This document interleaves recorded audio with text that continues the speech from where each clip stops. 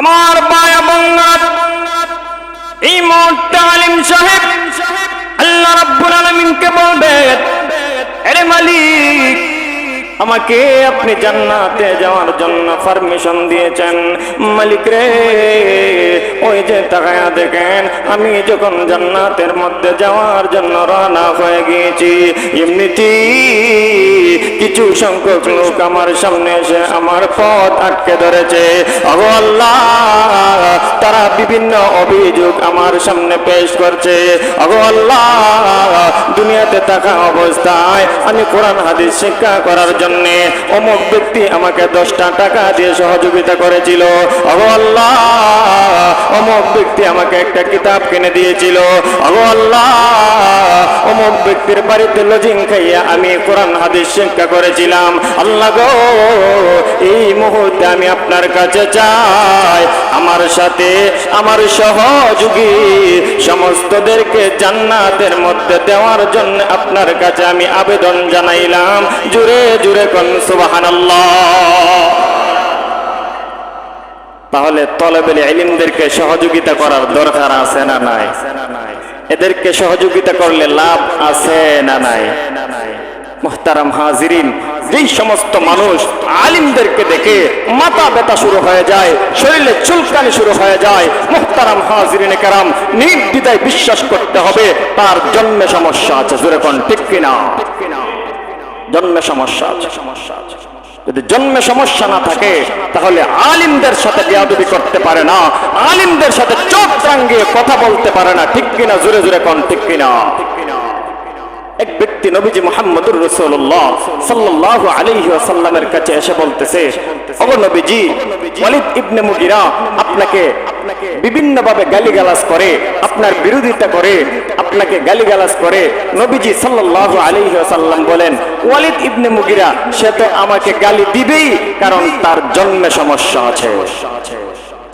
যেই মুহূর্তে এই কথাটা বলল, ওই ওয়ালিদ ইবনে মুগিরার কান পর্যন্ত এই কথাটা পৌঁছে গেছে। ওয়ালিদ ইবনে মুগিরা এবার লক্ষ্য করে বলে, মুহাম্মদ কোনদিন মিথ্যা বলতে পারে না। জোরে বলেন, মিথ্যা বলতে পারে? আমাদের নবী কোনদিন মিথ্যা কথা বলেছেন? জীবনে মিথ্যা কথা বলেছেন?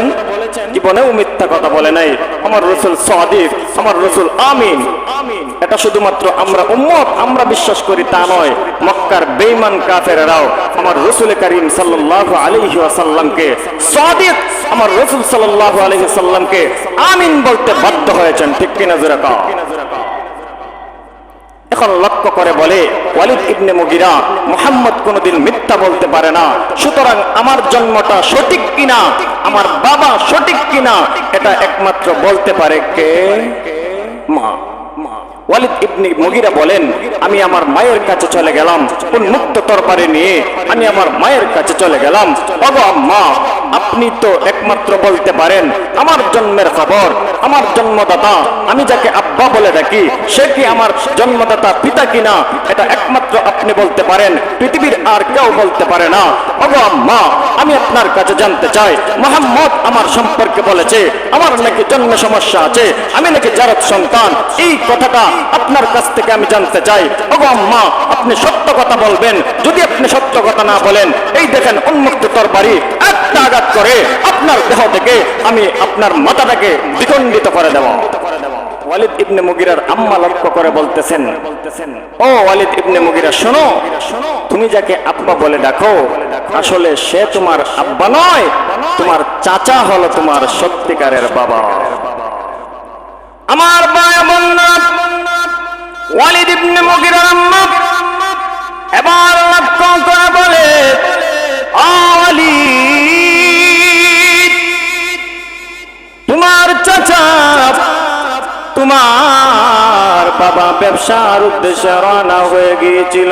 6 মাস থেকে 1 বছর পর্যন্ত তোমার বাবা ব্যবসার কাজে সময় দিত, বাড়িতে সময় দিতে পারতো না। আমার ভাই বন্ধুরা, অনেক কিতাবের মধ্যে উল্লেখ করা হয়েছে আর কোনো পুরুষত্ব ছিল না। আর কোন কিতাবের মধ্যে উল্লেখ করা হয়, ওয়ালিদ ইবনে মুগিরার বাবা ব্যবসার কাজে 6 মাস এবং 2 বছর পর্যন্ত সফর করতেন, বাড়িতে সময় দেওয়ার কোনো কি ছিল না। সময় ছিল না, ব্যবসার কাজে শুধু বাহিরে বাহিরে থাকতেন। ওয়ালিদ ইবনে মুগিরাকে লক্ষ্য করে বলে, রে ওয়ালিদ, তোমার বাবা ব্যবসার উদ্দেশ্যে শুধুমাত্র দেশ দেশান্তরে সফর করত। ওয়ালিদ রে, একদিন দেখা যায় রিমঝিম রিমঝিম বৃষ্টি পড়তেছে, রিমঝিম রিমঝিম বৃষ্টি পড়তেছে একদিন রাত্রি বেলায়।